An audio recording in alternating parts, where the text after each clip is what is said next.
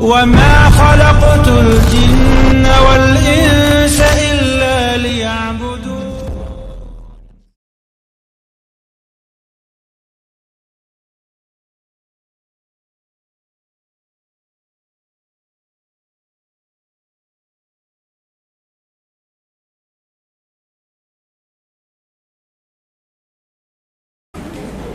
Assalamualaikum warahmatullahi wabarakatuh.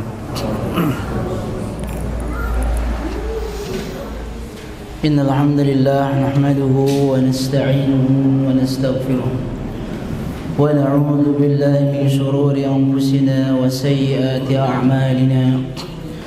Man yahdihillahu fala mudilla lahu wa man yudlil fala hadiya lahu. أشهد أن لا إله إلا الله وحده لا شريك له وأشهد أن محمدا عبده ورسوله صلى الله وسلم عليه وعلى آله وأصحابه وسلم تسليما كثيرا. يا أيها الذين آمنوا اتقوا الله حق تقاته ولا تموتن إلا وأنتم مسلمون.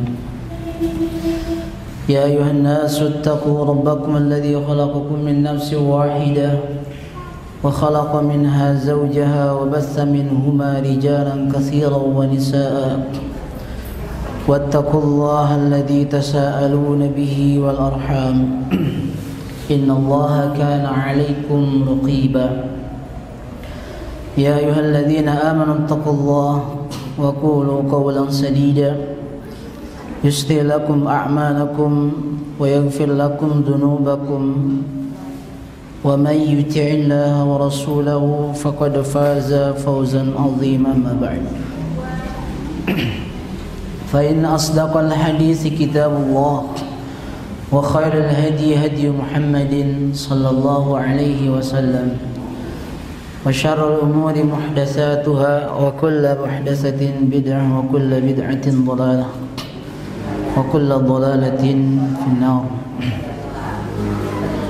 معاشر الإخوان والأخوات kaum muslimin wal muslimat rahimakumullah. Pertama-tama puji dan syukur mari kita persembahkan kepada Allah Azza wa Jalla, dan juga salawat beserta salam semoga tercurah limpahkan kepada Nabi kita Muhammad sallallahu alaihi wasallam beserta keluarga, para sahabat, tabi'in, tabi'it tabi'in, dan kita semua mudah-mudahan termasuk hamba-hamba Allah yang senantiasa mengikuti sunnah-sunnah Nabi kita, mengikuti jejak para salafus salih, jejak khairul qurun, generasi terbaik di muka bumi ini, sehingga dengan itu Allah Subhanahu wa taala akan mengumpulkan kita dengan orang-orang yang Allah berikan kenikmatan.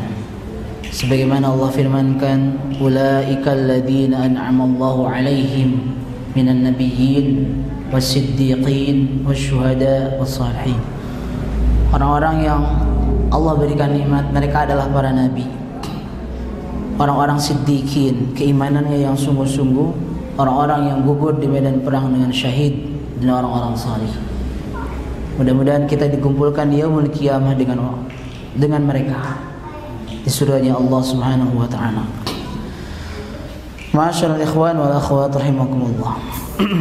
Tidak terasa bulan Ramadan, diiringi harapan mudah-mudahan Allah Subhanahu wa taala menyampaikan beberapa hari itu ke bulan Ramadan dalam keadaan sehat, dalam keadaan selamat, dalam keadaan aman, dan juga dalam keadaan iman dan taufik Allah Subhanahu wa taala. Apa gunanya kita selamat, apa gunanya kita sehat saat sampai ke dalam Ramadan, ke bulan Ramadan, tapi kita akhirnya tidak mengisi bulan Ramadan dengan ibadah kepada Allah Subhanahu wa taala. Ya. Dan di kesempatan kali ini kita akan mempelajari salah satu bagian hal yang penting seorang mukmin mengetahuinya, yaitu mengenai masalah kesalahan-kesalahan di dalam puasa. Manhajiyat ini atau fikih mengenai akhta, ya, pemahaman mengenai kesalahan-kesalahan ini pernah dilakukan oleh seorang sahabat yang bernama Hudzaifah bin Al-Yaman. Di dalam hadis riwayat Bukhari Muslim pernah beliau mengatakan, kana an-nas yas'aluna an-nabiy sallallahu alaihi wasallam 'anil khair. Banyak orang selalu bertanya kepada Nabi tentang kebaikan. Apa keutamaan ini, apa keutamaan itu, ya, masalah-masalah yang baik ditanyakan oleh sahabat-sahabat yang lain. Tapi Hudzaifah bin Al-Yaman, apa kata beliau? Wa kuntu as'aluhu 'anil syarr makhafata an aqa'a fi. Ya, Hudzaifah itu kalau diberikan kesempatan untuk bertanya kepada Nabi itu mengenai masalah keburukan, kesalahan-kesalahan, kekeliruan-kekeliruan. Itu yang selalu ditanyakan. Oleh karena itu kita mengikuti manhajiyat dalam hal ini sahabat Hudzaifah bin Al-Yaman.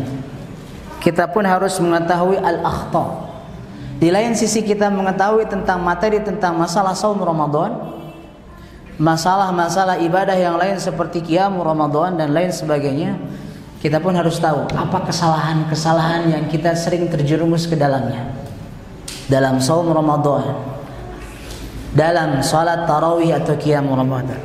Dan kitab ini adalah silsilah, jadi serial. Ada kesalahan dalam puasa, kesalahan dalam qiyam Ramadan, salat tarawih, dalam salat witir. Mudah-mudahan insyaallah nanti kita akan pelajari secara berseri di beberapa pertemuan. Dan kesalahan yang akan kita bahas kali ini adalah kesalahan dalam puasa. Ya, jangan sampai kita terjerumus ke dalam kesalahan-kesalahan ini. Minimal bila mana di tahun yang lalu kita melakukan hal ini, maka jangan sampai seorang mukmin melakukannya, mengulanginya di tahun sekarang. Karena sifat orang mukmin kata Nabi, la yuldagul mu'min min juhrin marratain. Seorang mukmin jangan sampai dia ini tergigit atau digigit dari satu lubang sebanyak 2 kali. Kalau tahun kemarin yang kita lakukan kesalahan karena kita tahu malam ini itu adalah salah, maka jangan sampai di Ramadan tahun sekarang kita lakukan lagi.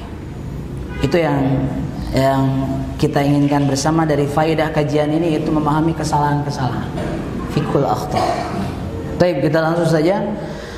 Apa kesalahan-kesalahan yang khusus yang berkaitan dengan saum? Yang pertama di sini muallif Syekh Nida Abu Ahmad hafizahullah mengatakan adamul ikhlas fis siyam. Ini yang pertama. Kesalahan yang pertama orang yang puasa adalah tidak ikhlas dalam berpuasa. Ya, tidak ikhlas dalam berpuasa. Ini jamaah rahimakumullah, hal yang maklum dari agama kita ini secara pasti dan secara mudah. Ya, jangan sampai penuntut ilmu tidak tahu 2 syarat diterimanya amal ibadah kita. Apa saja itu? Ikhlas dan mutaba'ah. Ikhlas dan mutaba'ah. Allah Subhanahu wa taala berfirman dalam surah Al-Kahfi ayat 110, "Faman kana yarju liqa'a rabbih falyamal 'amalan shalihan wa la yusyrik bi ibadati rabbih ahada." Kata Allah di surat Al-Kahfi ayat 110. Barang siapa yang berharap pertemuan dengan Rabbnya, maka kata Allah, "Falyamal 'amalan shalihan." Maka hendaklah dia beramal salih. Sebagian ahli tafsir maknai falyamal amalan salihan al-mutaba'ah. Ini yang pertama. Jadi dia harus mutaba'ah. Dalam ibadah dia harus mengikuti contoh tuntunan yang dicontohkan oleh Nabi kita Muhammad sallallahu alaihi wasallam. Ini yang pertama.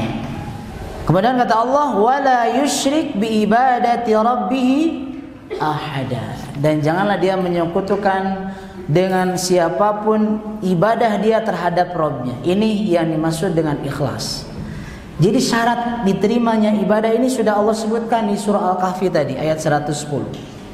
Falyamal amalan salihan artinya mutaba'ah, wala yusyrik bi ibadati rabbih artinya ikhlas. Nah, betapa banyak orang yang berpuasa tapi bagian puasanya hanya lapar dan haus. Betapa banyak orang yang qiyam Ramadan tapi bagiannya hanya capek dan lelah. Kenapa? Di antara sebabnya karena dia tidak beramal dengan ikhlas. Dia puasa karena ingin pujian orang. Dia qiyam karena ingin dipuji orang atau takut dicela orang. Dia umpamanya salat tarawih atau qiyam Ramadan karena takut dia disebut malas. Dia takut umpamanya reputasinya turun karena dia tidak ikut dengan yang lain. Ini berarti tidak ikhlas. Ya, nah makanya ikhwan yang dirahmati Allah Subhanahu wa taala, ya hendaklah kita ya tetap ikhlas.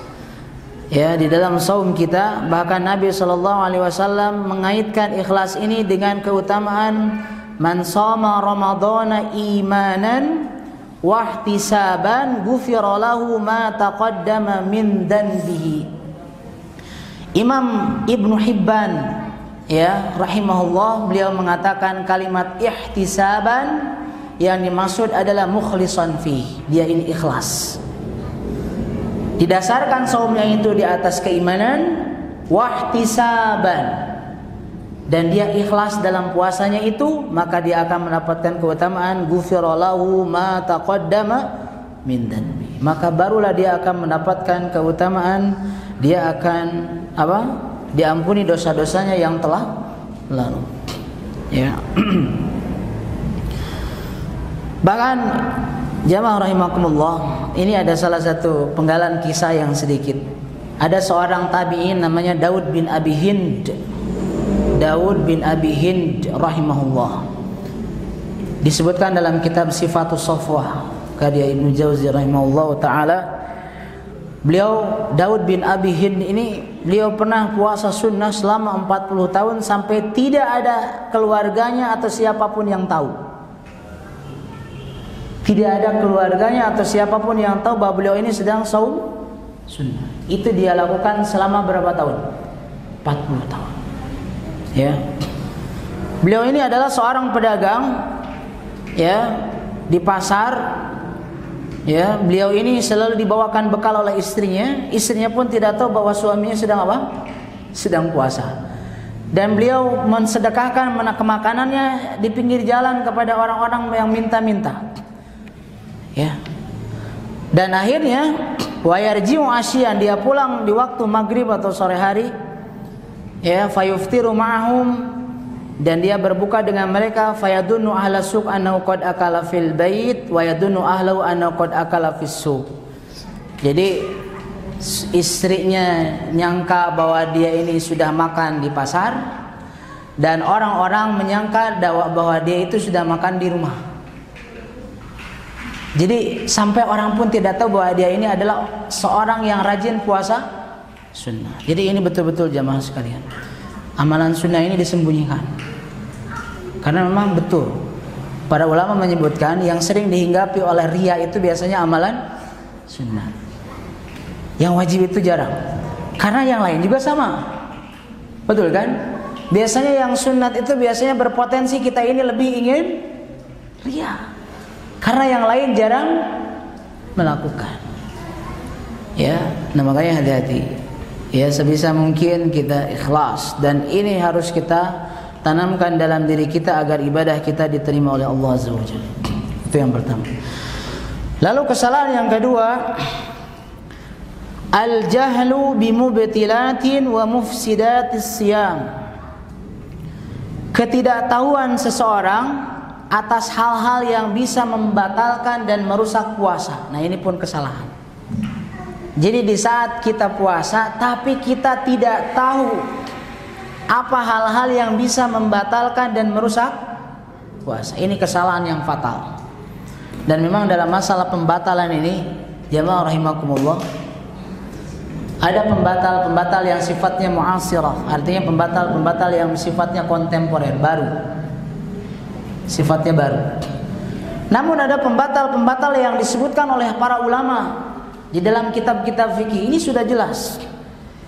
Ya, ini jangan sampai kita kaum muslimin sudah bertahun-tahun puasa ditanya, coba antum tahu tidak mana yang membatalkan puasa? Ini sudah jelas. Ya, makanya ini harus dipahami. Pembatal puasa secara singkat Anda jelaskan. Ada yang mewajibkan qada saja, ada yang mewajibkan qada dan kifarat. Ini harus dipahami. Yang mewajibkan qada saja adalah makan minum secara disengaja dan dia sadar dia sedang berpuasa.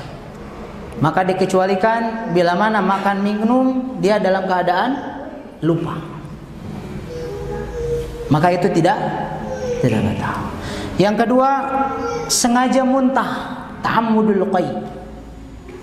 Dia memasukkan apapun barang atau jarinya sehingga dia sengaja muntah. Beda dengan orang yang tidak kuat, tidak tahan akhirnya muntah, tidak batal. Sengaja muntah.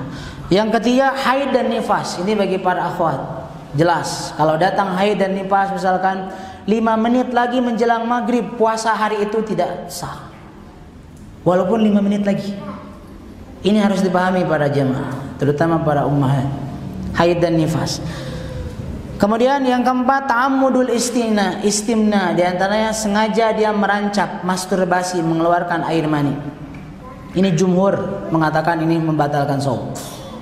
Syekh Utsaimin, Syekh Ibnu Baz mengatakan ini batal dan jumhur mengatakan ini. Ya. Lalu berikutnya adalah ar-riddah, murtad. Keluar dari agama Islam. Ini batal bahasanya. Ya. Dan ada di antara hal yang membatalkan itu wajib qada dan kifarat. Ini harus paham. Apa yang wajib qada dan kifarat? Bila mana terjadi jima, menggauli istri kita di tengah hari di bulan Ramadan. Ini selain wajib diqada shaum kita di luar bulan Ramadan, kita wajib mengeluarkan kifarat. Apa kifaratnya itu? Ya, kifaratnya itu adalah memerdekakan hamba saya. Ini sudah tidak ada. Yang kedua, apa? Puasa 2 bulan secara berturut. Yang ketiga, misalkan bila mana tidak mampu dalam pilihan yang kedua ini, dia memberikan 60 orang miskin. Ini harus paham, Pak. Poin-poin yang Anda barusan sebutkan ini hal-hal yang membatalkan puasa. Ya, jadi pembatal puasa itu ada yang wajib qada saja, ada yang wajib qada dan kifarat. Ini satu, yaitu apa? Jima, ya, menggauli istri. Nah, kita kaum muslimin dan muslimat di saat sudah bertahun-tahun beribadah saum, kita jangan sampai jahil kepada hal-hal ini. Makanya penting persiapan Ramadan itu memahami tentang hukum-hukum puasa. Apa hukum-hukum, apa yang disunnahkan, apa yang dimakruhkan, apa yang dimubahkan, itu harus tahu. Jadi jangan sampai tindakan kita ini tidak berdasarkan kepada ilmu. Jadi jangan sampai kita jahil. Taib. Ini yang kedua. Lalu kesalahan yang ketiga, ya barangkali ini kita terjerumus dalam hal ini adalah bila mana seorang melakukan puasa di hari syak, hari yang diragukan. Berpuasa pada hari syak atau hari diragukan. Apa maksudnya? Tanggal 30 Sya'ban ini misalkan dia ragu apakah sudah jatuh 1 Ramadan atau belum. Ya. Itu disebutnya yaumus syak, hari apa? Ragu. Nah, makanya solusinya di sini di saat malam ke-30, insyaallah di hari apa sekarang? Hari Senin nanti. Itu kan malam ke-30. Biasanya ada ru'yatul hilal. Ya. Karena memang di dalam sunnah tata cara menisbatkan atau menetapkan Ramadan itu dengan ru'yat. Sumu li ru'yatihi wa aftilu li ru'yatihi, kata Nabi. Berpuasalah di ataskan dasar ru'yat dan berbukalah, termasuk menentukan Idul Fitr juga dengan ru'yat. Ini tata cara Nabi. Ya. Nah, misalkan nanti umpamanya pas hari Senin sore menjelang maghrib, ru'yatul hilal itu biasanya menjelang maghrib, bukan jam 12 siang. Nggak ada. Ada orang mengklaim saya udah melihat hilal jam 1 siang. Kadzib gitu. Bohong. Itu sore pasti.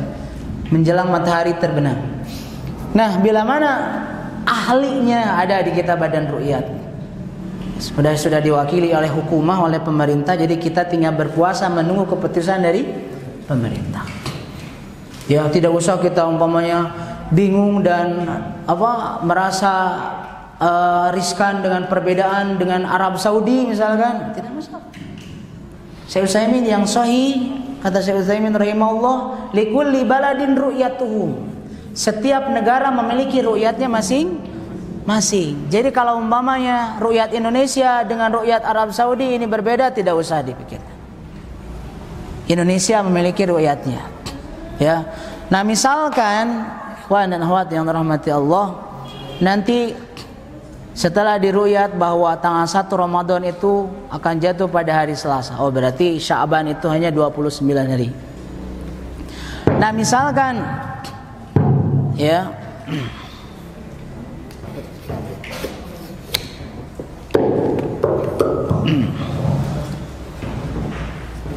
ya, misalkan umpamanya di malam 30 itu ru'yat itu belum tampak secara ilmiah, secara kacamata atau dengan alat teknologi yang canggih. Ya. Itu belum tampak, maka kata Nabi SAW, fa'akmilul iddah. Sempurnakan bilangan Sya'ban jadi genap berapa hari? 30 hari. Nah, di hari ke-30 ini kita terlarang untuk saum dalam rangka ihtiyat, tidak boleh. Misalkan begini, ada orang yang berpuasa. Kenapa antum berpuasa? Saya jaga-jaga saja. Niatnya apa? Jaga-jaga. Khawatir ini udah 1 Ramadan, karena di Saudi sana misalkan sudah jatuh 1 Ramadan. Jadi kita puasa itu dengan dalam artian ihtiyat. Ihtiyat itu hanya jaga-jaga. Berarti dia dalam keadaan ragu. Tidak boleh. Ya, tidak boleh.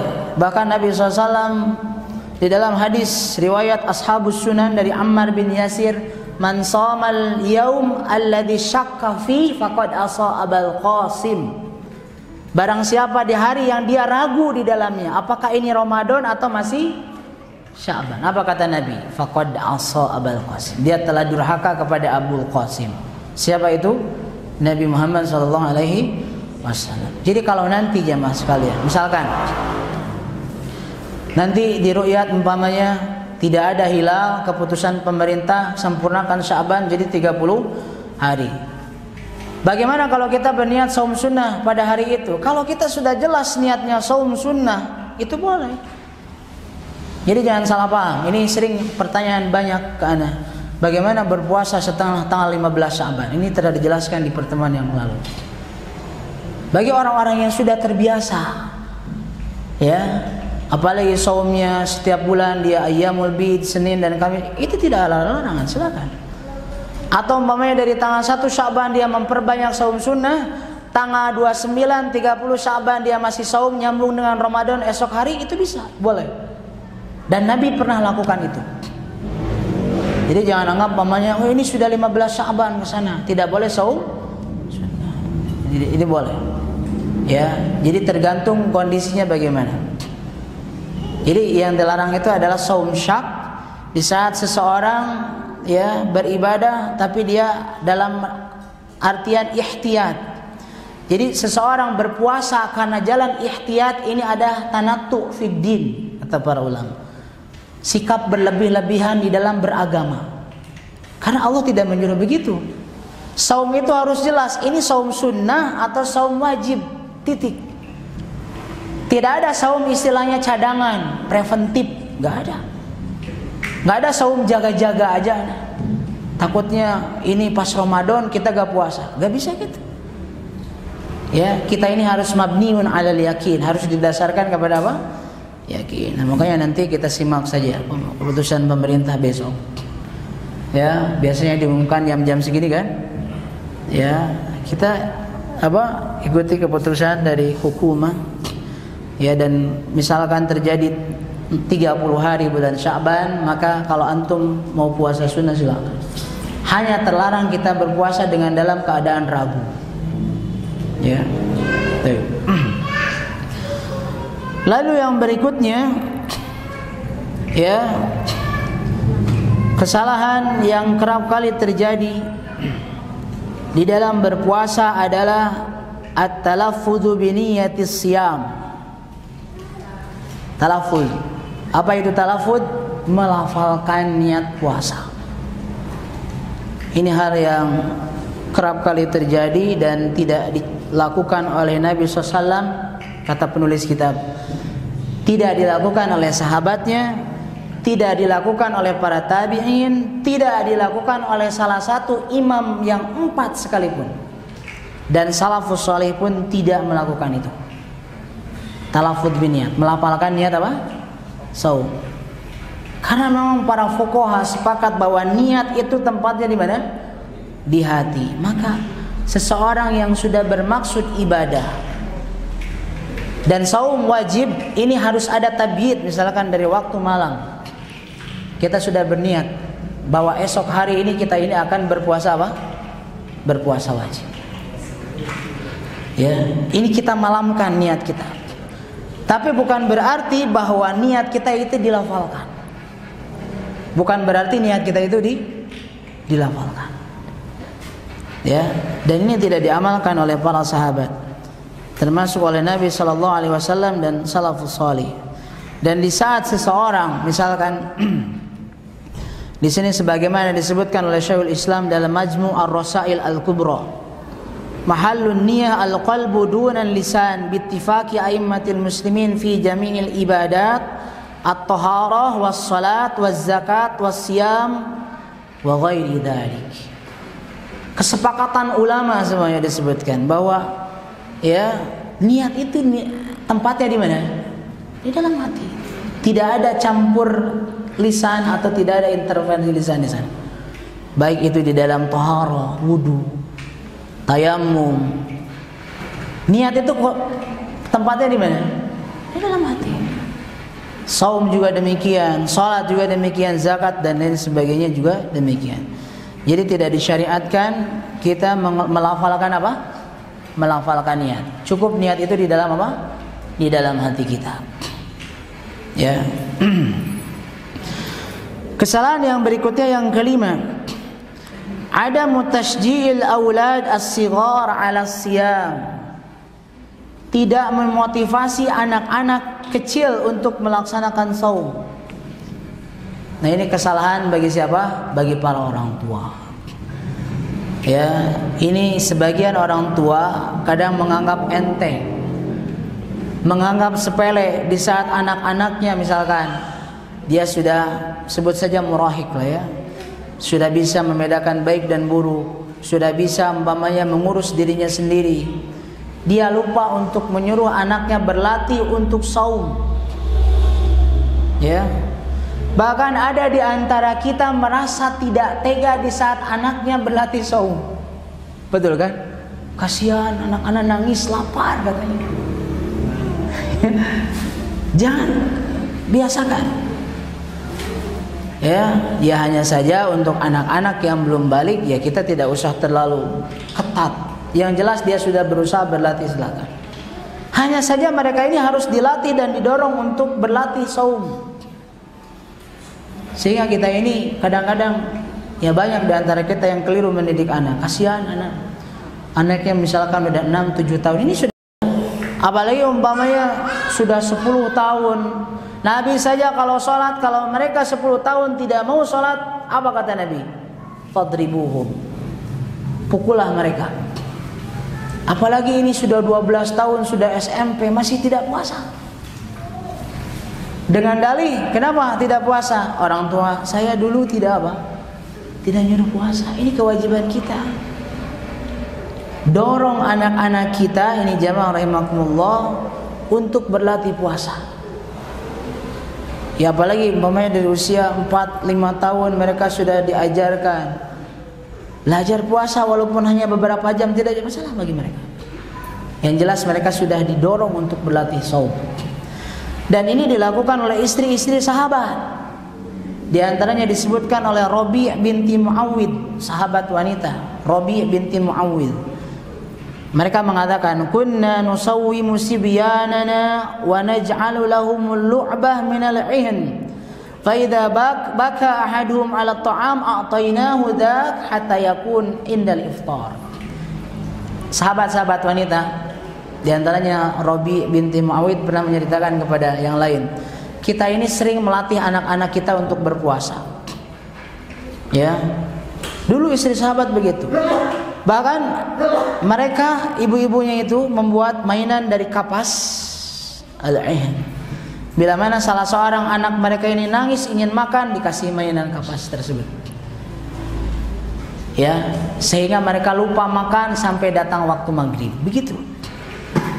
Dan jangan analogikan itu dengan gadget zaman sekarang. Ini bahaya. Jadi jangan analogikan. Katanya kan istri sahabat ngasihnya mainan dari apa? Kapas. Sudah sekarang kasih HP. Wah, pasti deh. Mereka ini pasti suka. Diisi sama ayah ibunya, sama bapak ibunya kuota full untuk main game, yakin. Mau mereka. Ini bahaya juga. Buatlah aktivitas yang lain yang sifatnya edukatif, mendidik. Jangan yang membuat mereka ini terpaku kepada hal-hal yang bersifat merusak gitu.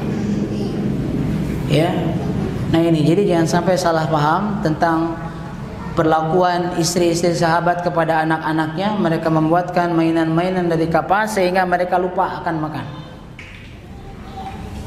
Ya, karena ini mainan-mainan ini mereka jadi gerak, kinestetik lah kalau dalam bahasa psikologi. Mereka jadi bergerak, bukan diam saja. Kalau anak main HP pasti apa? Diam.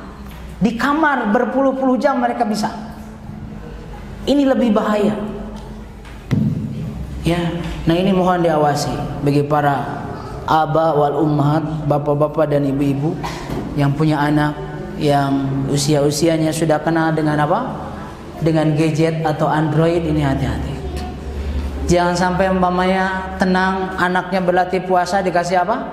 Gadget seharian. Ini bahaya. Kemudorotannya lebih besar. Nah ini kesalahan yang kelima. Tidak memotivasi anak-anak untuk berlatih apa?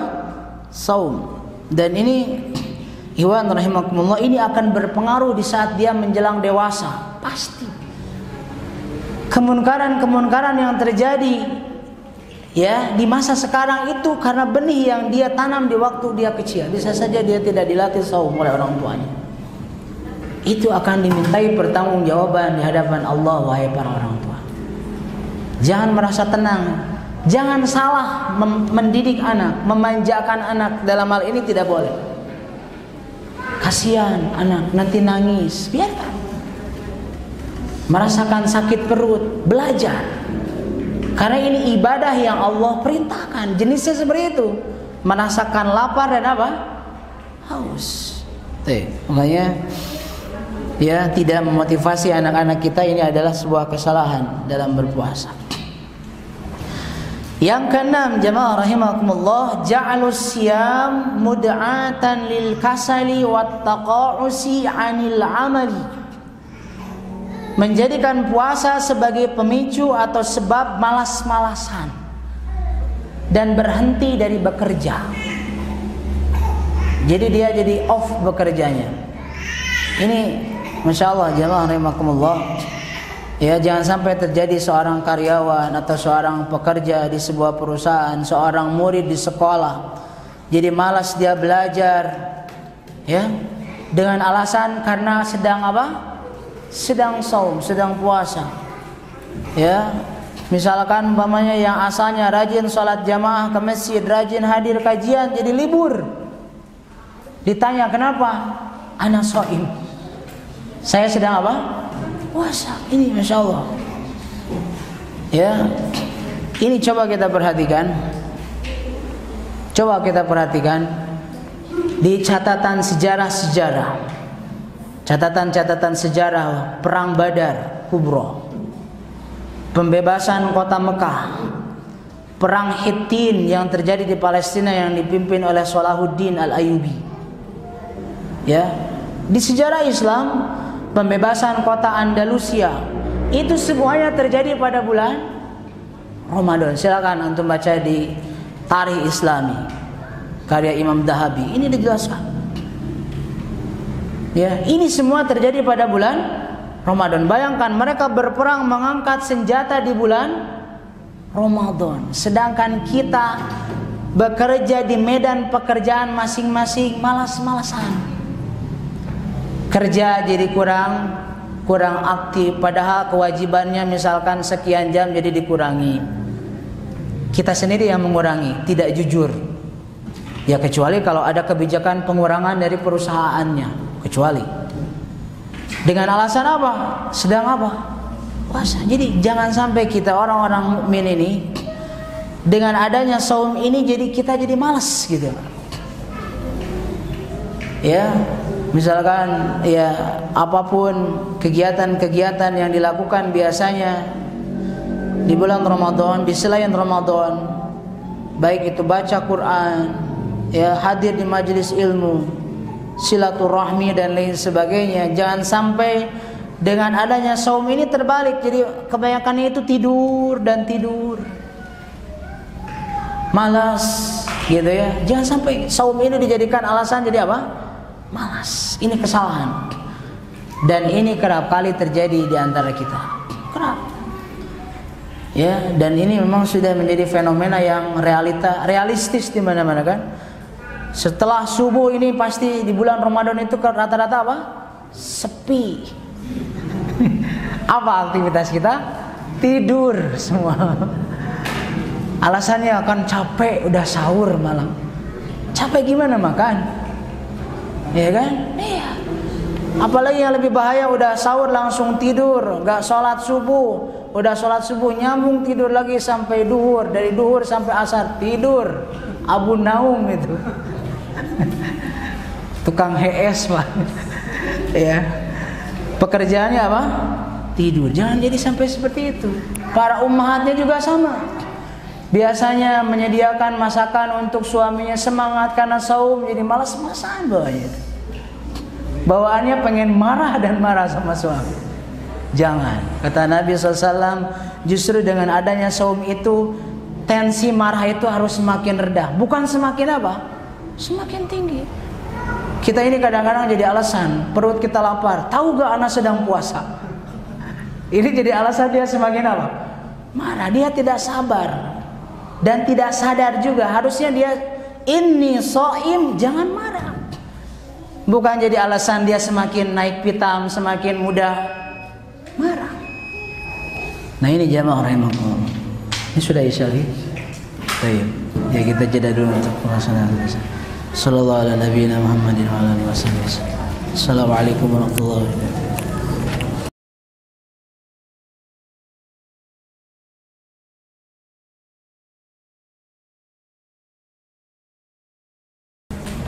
Assalamualaikum warahmatullahi wabarakatuh. Alhamdulillah wassalatu wassalamu ala Rasulillah wa ala alihi wa sahbihi wa man wala. Asyhadu an la ilaha illallah wahdahu la syarika lahu wa asyhadu anna Muhammadan abduhu wa rasuluh. Wa akhwat wa muslimin wa muslimat rahimakumullah. Kita lanjutkan pembahasan kesalahan-kesalahan dalam berpuasa. Tadi kita sudah sampai ke poin yang ke-6. Ya. Poin yang ke-7. Di sini muallif menyebutkan di antara kesalahan orang yang berpuasa adalah tarkud du'a indal iftar. Meninggalkan berdoa ketika menjelang berbuka. Meninggalkan berdoa ketika menjelang berbuka atau iftar puasa. Nah ini coba kita perhatikan dan kita cerminkan dengan iftar-iftar yang sering kita lakukan di tahun-tahun yang lalu. Ya, banyak di antara kita bila mana menjelang waktu maghrib itu, ya, kita sudah sibuk dengan berbagai macam kesibukan yang ada hubungannya dengan makanan dan minuman santapan iftar kita. Ini pasti. Dan kita tersibukkan dengan salah satu amalan yang sangat utama, yaitu kita memperbanyak doa di saat menjelang iftar. Dan ini disebutkan bahwa Nabi SAW menyebutkan bahwa di antara doa yang diijabah di dalam riwayat Baihaqi, di antaranya salasu da'awatin mustajabat, di antaranya adalah da'watus shaim, doa orang yang sedang berpuasa. Lebih khusus lagi dalam riwayat Ibnu Majah dari hadis Abdullah bin Amr bin As, inna lis-sha'im inda fitrihi la da'watan ma turad. Bagi orang yang berpuasa, dia ini ada doa yang tidak akan ditolak ketika menjelang berbuka. Makanya ini menjelang berbuka, kita jangan dulu fokus dengan makanan dan minuman dan lain sebagainya. Kita fokus untuk berdoa kepada Allah. Mudah-mudahan kita berada di dalam dakwatan la turad itu, doa yang tidak akan ditolak oleh Allah Subhanahu wa taala. Ini amalan yang utama yang sering kita lupakan. Ya, dan karena memang kita lebih fokus kepada menu makanan yang akan kita makan di saat berbuka puasa. Jadi ada amalan selain kita menyegerakan iftar itu sunnah, ada sunnah di atas sunnah atau di balik sunnah, sebelum sunnah itu. Selain kita ta'jilul iftar, kita berdoa qoblal iftar. Kita memperbanyak doa sebelum kita apa? Berbuka. Maka kata muallif, maka sudah semestinya orang yang berpuasa dia ini antusias untuk banyak berdoa menjelang berbuka. Dia berdoa kepada Allah agar Allah menerima puasanya, berdoa kebaikan untuk dirinya, keluarganya, untuk anaknya agar solih, dan juga keluarganya agar mereka selamat di dunia dan akhirat, dan doa-doa yang lain. Silakan. Sebelum kita apa? Iftar. Dan juga kita tahu bahwa di saat kita setelah iftar, ya, kita umpamanya menyantap tamar atau rutab atau minum air, sebagaimana doa yang maksur, bila mana setelah itu kita membaca dhahabat dhama'u wabtallatil uruqu wa thabatal ajru insyaallah. Ya, ini dalam hadis riwayat Abu Daud dari Ibnu Umar. Dan ini dibaca setelah kita menyantap kurma atau meminum air, bukan sebelumnya. Kan bahasanya juga dhahabat dhama'u, dahaga itu telah apa? Hilang. Kalau kita belum minum, dahaga belum hilang. Betul kan? Iya, dan memang para ulama menyebutkan itu setelah kita makannya, bukan sebelumnya. Sebelumnya kita membaca bismillah, cukup. Jadi jangan salah paham ikhwan dalam membaca doa yang masyhur dhahabat dhama'u ini. Para ulama mengajarkan itu tata caranya, dan ini secara logis memang masuk akal. Kita menyatakan dhahabat dhama'u, rasa dahaga telah hilang, wabtallatil uruq, tenggorokan apa urat-urat menjadi basah. Kalau belum minumnya belum hilang. Ya. Wasabatal ajru insyaallah, dan semoga pahala ditetapkan oleh Allah. Ya, dan ini muallif menyebutkan kesalahan bila mana kita membaca doa ini sebelum makan apapun. Jadi makan dulu apa yang ada. Bukan makan berat juga ya. Jadi segala ini makan nasinya oke juga. Makan itunya iya juga. Baru selesai sudah kita kenyang, dhahabat dhama'u. Itu bukan dhahabat dhama'u, memang sudah kenyang. Jadi bahasanya menghilangkan dahaganya saja. Karena seorang mukmin tidak patut terlalu kenyang dalam masalah ini, ya. Jadi banyaklah berdoa. Bukan hanya menjelang iftar, menjelang sahur, ini dianjurkan. Yang jelas Ramadan ini adalah waktu ijabah. Jadi jangan disia-siakan. Lalu yang kedelapan, yataharrajul ba'du minal hijamah awit tabarru'i biddami asna asyam. Sebagian orang merasa keberatan dari hijamah, berbekam atau mendonorkan darah di saat berpuasa. Dalil mereka adalah hadis riwayat Tirmidzi dan Abu Dawud, ya, yang mansukh, yaitu aftaral hajim wal mahjum, batal puasa orang yang membekam dan yang dibekam, ya. Nah, muallif lebih cenderung hadis itu mansukh, walaupun ulama yang lain seperti Syekh Utsaimin mengatakan ada yang menyebutkan hadis ini bermasalah dalam sanadnya, ada yang menyebutkan dengan metodologi bekam yang lain. Namun yang jelas dalam riwayat Nasai bahwa ada hadis yang memansuh hadis ini. Arkhasan Nabi sallallahu alaihi wasallam fil hijamah lis-shaim. Nabi memberikan keringanan bagi orang yang berpuasa untuk hijamah. Hijamah itu apa? Berbekam. Jadi berobat dengan hijamah ini salah satu pengobatan nabawi. Hanya saja memang ikhwan rahimakumullah, ini didasarkan kepada beberapa asumsi. Kenapa ada hadis aftarul hajim? Ini kadang bertanya, kenapa orang yang membekamnya jadi batal? Ya, kalau yang dibekam itu memang jadi dia akan apa? Lemas. Ya, dia akan lemah karena banyak darah yang dikeluarkan. Itu logis. Nah, hanya saja terlepas dari asumsi para ulama ini adalah hadisnya mansukh tadi. Ini kata Syekh Utsaimin rahimahullah disebutkan, memang kalau dikaitkan kebiasaan orang Arab dulu, jadi ada alat bekam itu yang tradisional itu disedot. Ya, disedot, jadi sejenis disimpan di pori-pori, ya akhirnya nanti disedot oleh mulut. Pantas saja kalau disebut bisa membatalkan orang yang berbekam itu karena dikhawatirkan ada darah yang masuk. Tersedot oleh siapa? Oleh orang yang membekam. Ini sebagian ulama yang menyatakan ilatnya kenapa ada hadis aftarul hajim. Yang berbekam, yang membekamnya itu apa?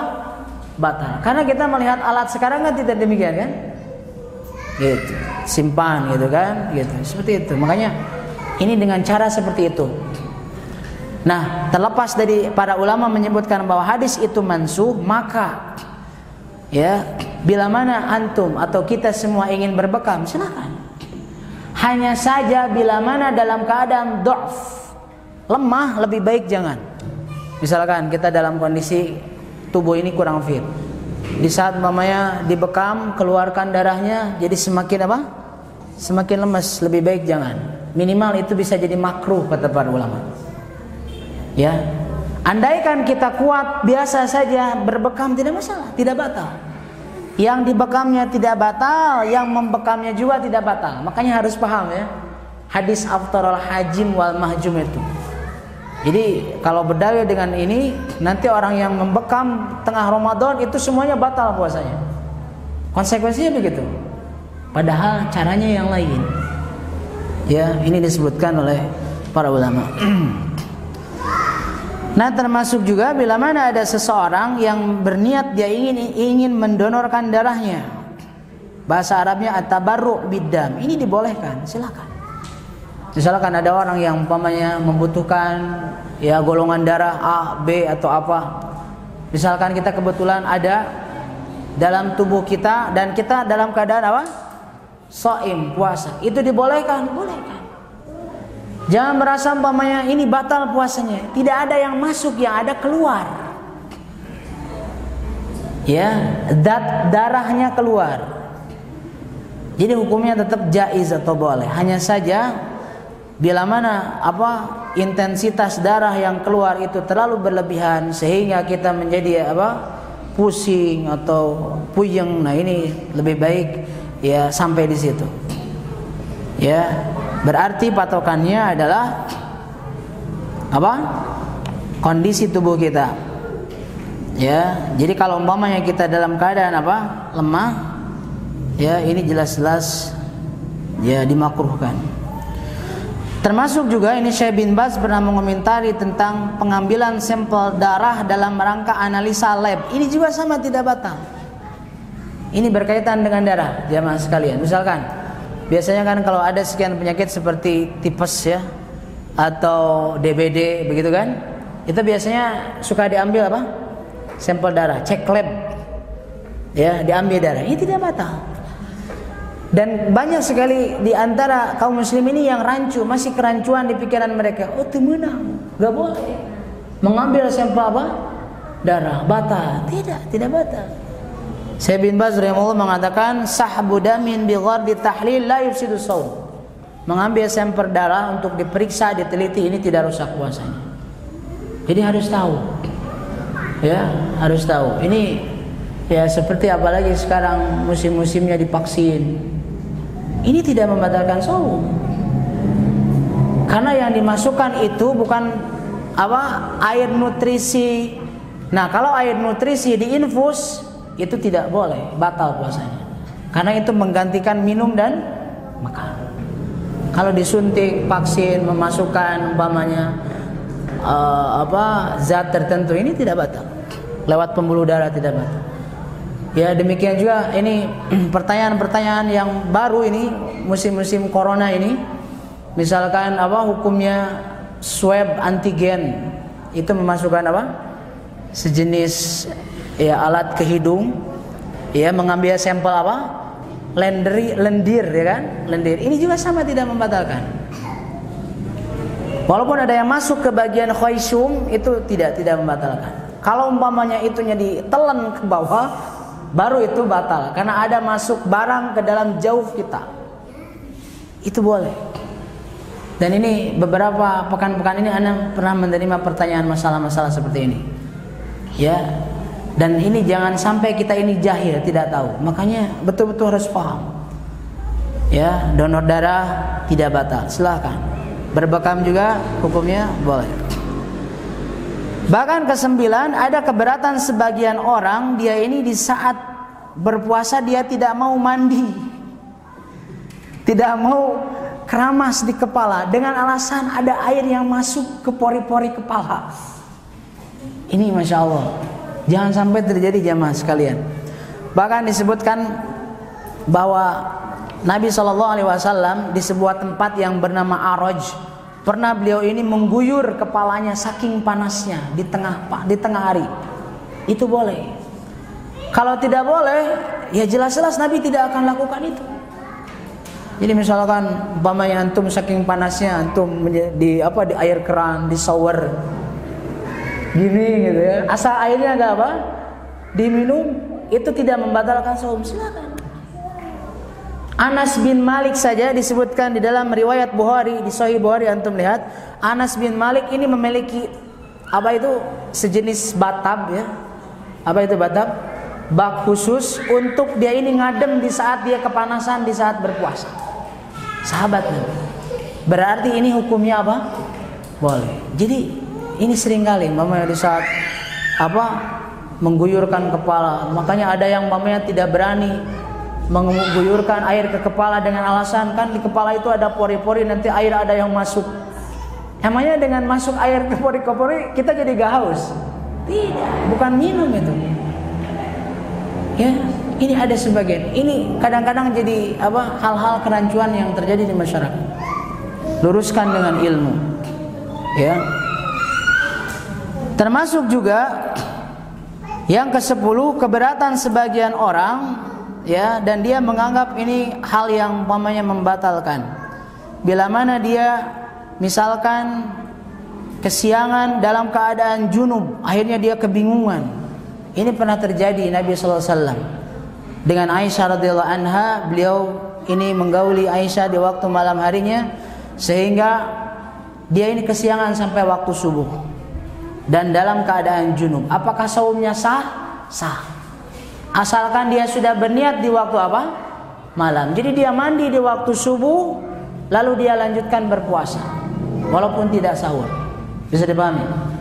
Misalkan kita menggauli istri kita di malam hari, lalu kita kesiangan lewat waktu subuh. Nah, ini seringkali keraguan, apakah batal puasanya? Tidak batal. Dia hanya wajib mandi dan dia lanjutkan saum. Hanya saja ya tidak boleh makan dulu, karena dia sudah waktu subuh. Ya, waktu subuh. Lalu yang ke-11, keberatan sebagian orang yang berpuasa dari berkumur-kumur dan menghirup air ke hidung di saat berwudu. Nah, ini seringkali terjadi. Ada orang yang tidak mau di saat wudunya ini saat puasa tidak berkumur-kumur. Alasannya apa? Takut tertelan. Jadi boleh jemaah.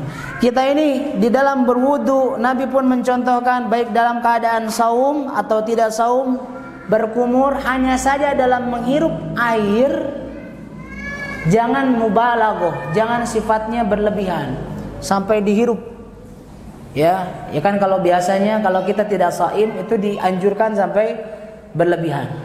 Mubalaghah fil istinsyaq. Nah, kalau kita dalam keadaan shaim ini hukumnya tidak boleh karena dikhawatirkan ada air yang masuk ke mana? Ke tenggorokan dan akhirnya terminum. Baik. Nah, ini jamaah rahimakumullah sementara 11 ya poin kesalahan-kesalahan saum. Memang ini tidak semuanya membatalkan, hanya saja kesalahan-kesalahan itu bisa jadi pola pikir yang keliru yang harus diluruskan. Yang harus diluruskan dan didasarkan kepada ilmu yang sahih. Ada wallahu a'lam. Baik, ada 2 pertanyaan atau 1 pertanyaan saja silakan. Sebelum ditutup. Dari ikhwan atau akhwat? Tidak ada pertanyaan? Baik, sudah jelas. Kalau tidak ada pertanyaan kita tutup. Subhanakallahumma bihamdika asyhadu an la ilaha illa anta astaghfiruka wa atubu ilaik. Assalamualaikum warahmatullahi wabarakatuh.